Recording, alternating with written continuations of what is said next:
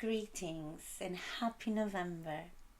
So I will be sharing today something I've been dwelling on, and I hope that it helps you and supports you in understanding yourself as an energy being. But before we start, I would like to remind you to take only what resonates with you, and if it doesn't connect at this moment, that's perfectly fine.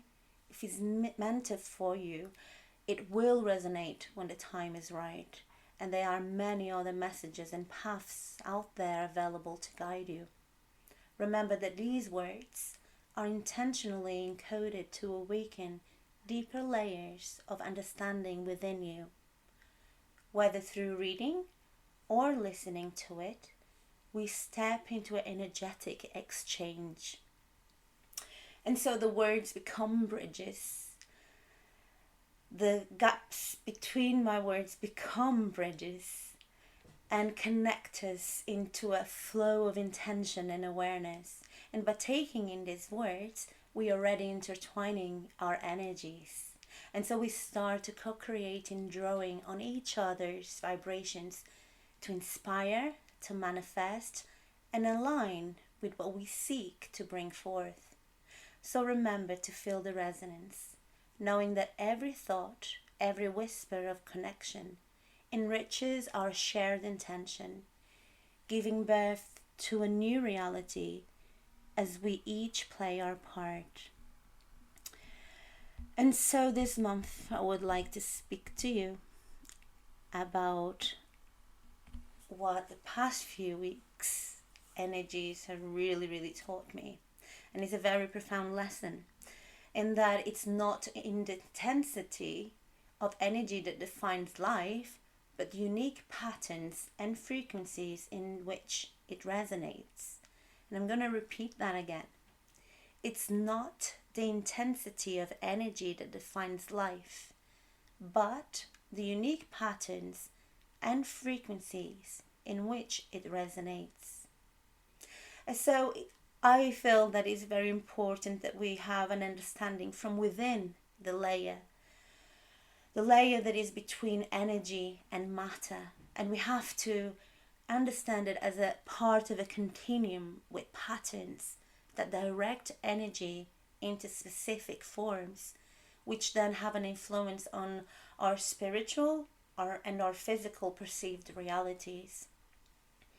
I often tell people that we are energy, and gently remind them that energy flows where attention goes.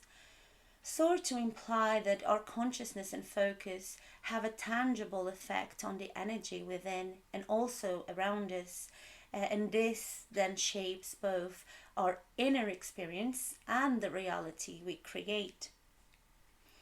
I believe that knowledge is power, especially when it comes to understanding and using sound and advanced technology modalities as healing tools.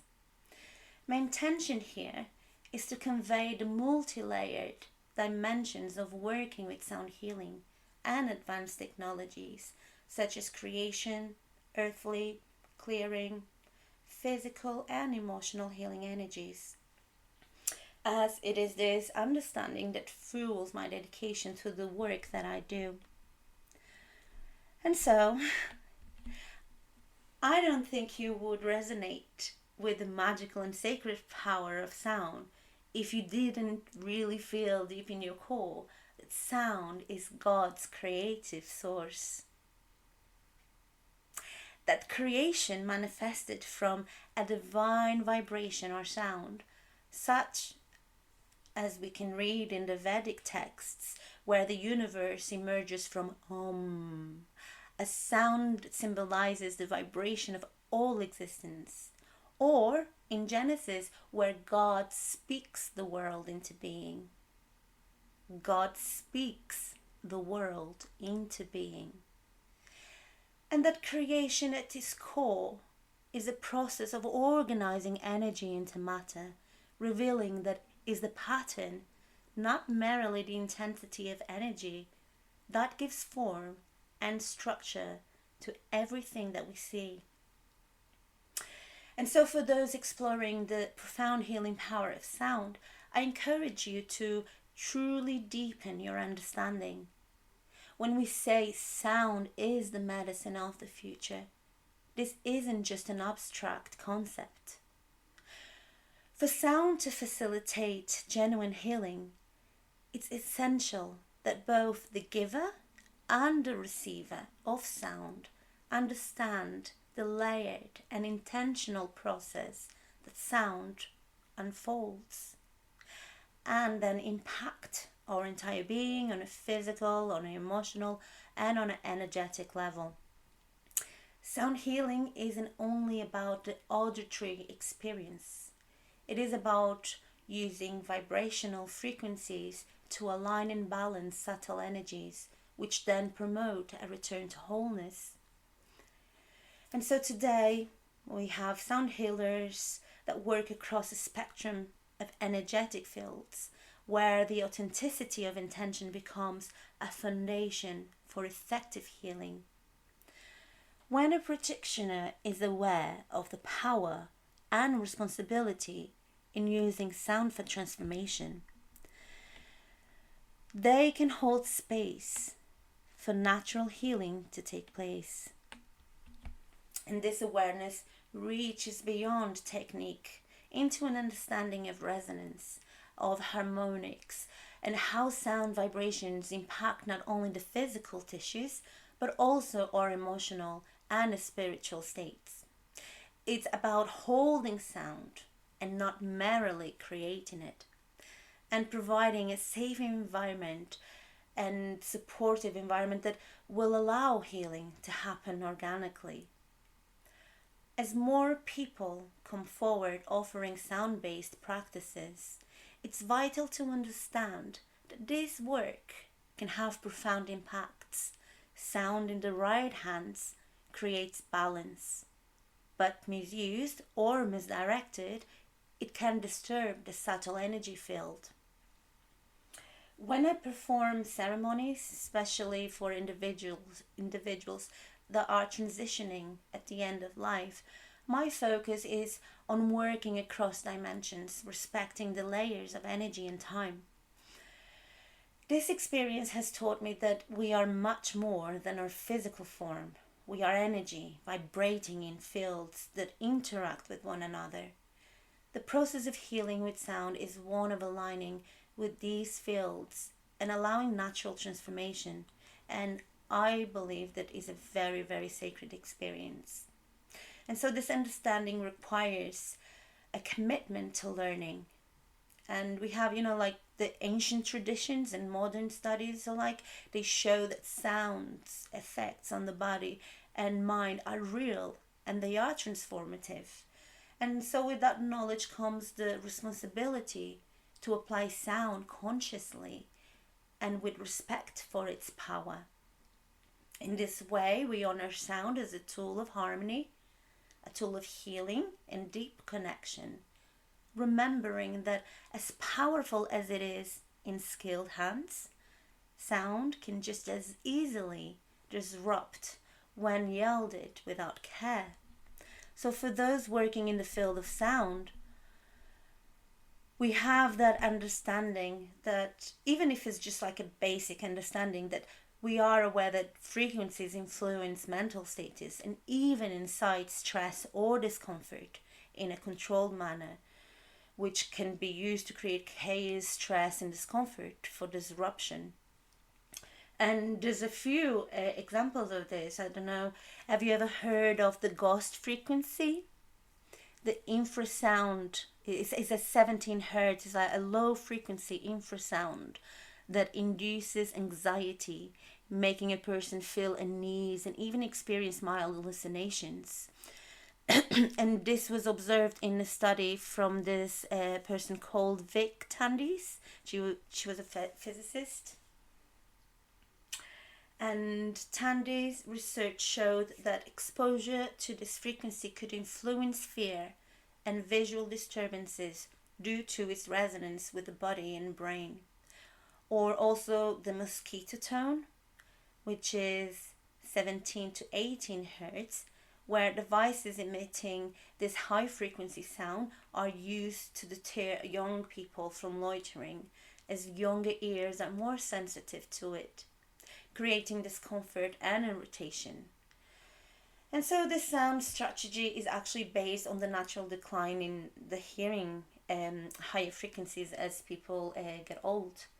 And there's also the acoustic crowd control, the LRAD, which I came across when I was studying criminology a few years ago.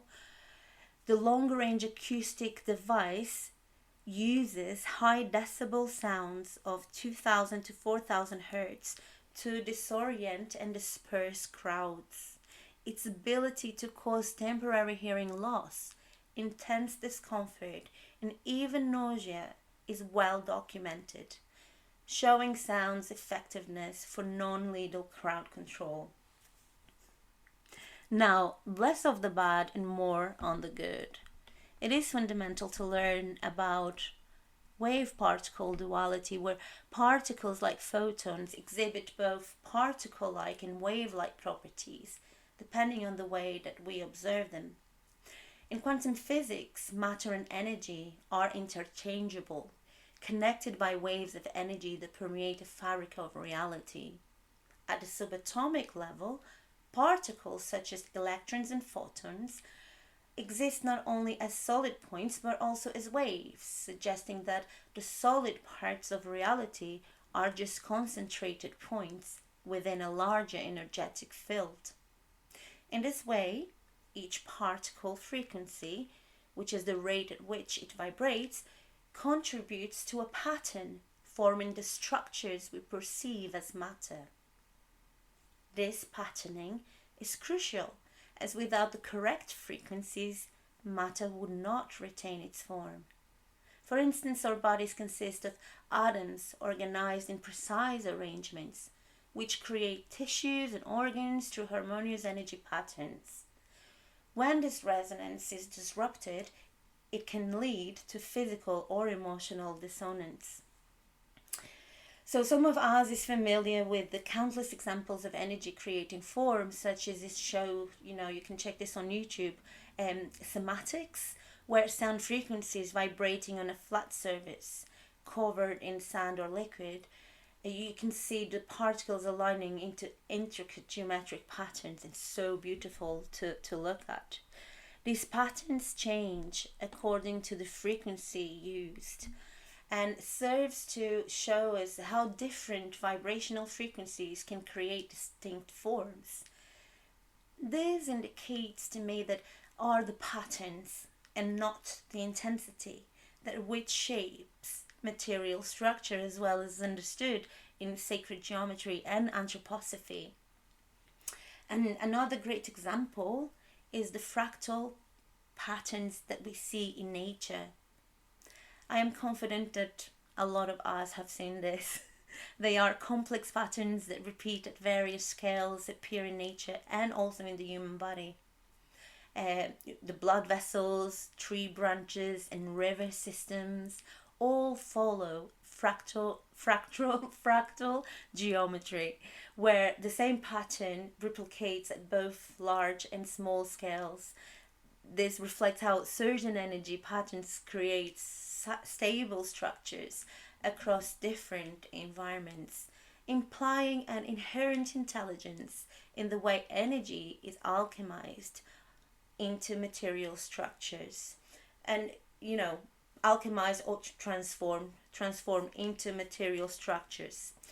It is essential to acknowledge the ancient principle of sacred geometry when talking about the sacredness of sound, as this principle asserts that all life forms adhere to specific geometric patterns that reflect universal energies.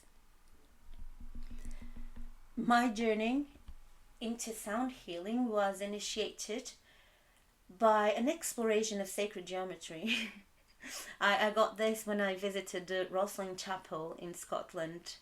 That's when I first came into connection with the sacred principles of sacred geometry, which not only guided me, but has profoundly influenced my understanding of sound.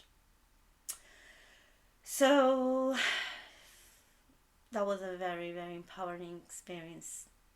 And so I want to speak to you, and as like using an example to make it easier, the Leonardo da Vinci, the Vitruvian Man, which exemplifies this connection by aligning with the golden ratio. And this ratio is also known as phi or phi, and demonstrates how certain patterns, rather than arbitrary measurements, organize matter into a harmonious manner. The sacred geometry inherent in our bodies remind us that our physical forms adhere to energy efficient harmonious patterns, such as the spiraling double helix structure of the DNA, which embodies both the Fibonacci sequence and the golden ratio, which is something that we study when we learn in the sacred geometry. So these patterns, they extend beyond human anatomy, manifesting throughout nature in forms like shells and flowers, pointing us once again to universal design principle, wherein specific forms promote stability and balance across all creation. In spiritual philosophy, creation is a dance of order and rhythm, with spiritual or cosmic forces shaping life through vibration and resonance and energy forms according to archetypal patterns rather than through a raw force or intensity. It is through the etheric body that the energy informs the physical form, and this happens by guiding the cellular growth and repair according to specific energetic patterns. This body is composed of subtle, life-giving energies that organize and sustain our physical bodies. In SoundHealing, as in anthroposophy, there is an understanding that healing takes place not by overwhelming energy, but by restoring the natural patterns of the etheric body, and that illness results from a distortion in these patterns, while health reflects alignment with them. And so the transition of matter back to energy or light echoes the quantum principle that particles can disappear from a solid form into a wave-like state. And in ancient texts, this process is very much likened to a form of spiritual ascension. And we also have in Buddhism, in the teachings, the description of the practice of turning the physical body into light as being a form of enlightenment, a return to the original state of pure energy or consciousness. Similarly, the alchemical process of transformation aims to liberate spirit from matter, which is symbolized by the transmutation of lead into gold, or the realization of the philosopher's stone.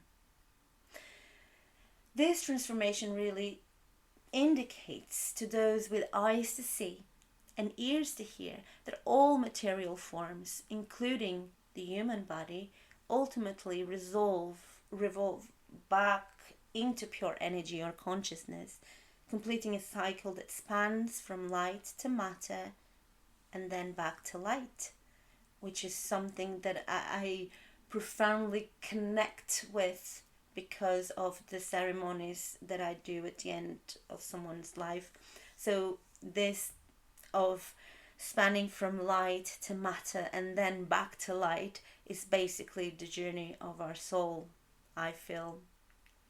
So it's the journey of our souls in the dense dimension before we go back to being energetic beings of patterned light or go back to source.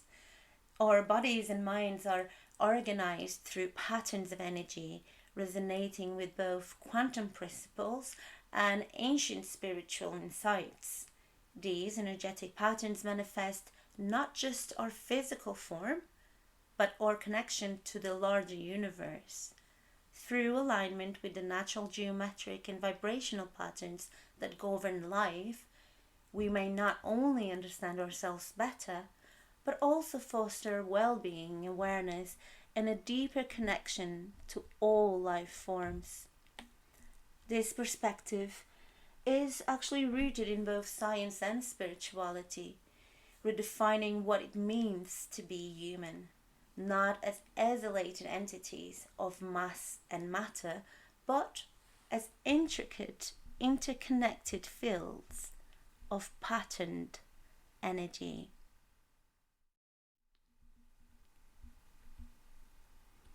I want to take a moment to express my heartfelt gratitude to all of you who have reached out after reading my posts. Your curiosity and engagement means a lot to me. Remember that every question you pose and every insight you share enriches our discussions, and together we embark on a journey of discovery, uncovering new perspectives and deepening our understanding of the mysteries within. Please keep sharing your thoughts, and I look forward to co-creating this journey with you. And so it is.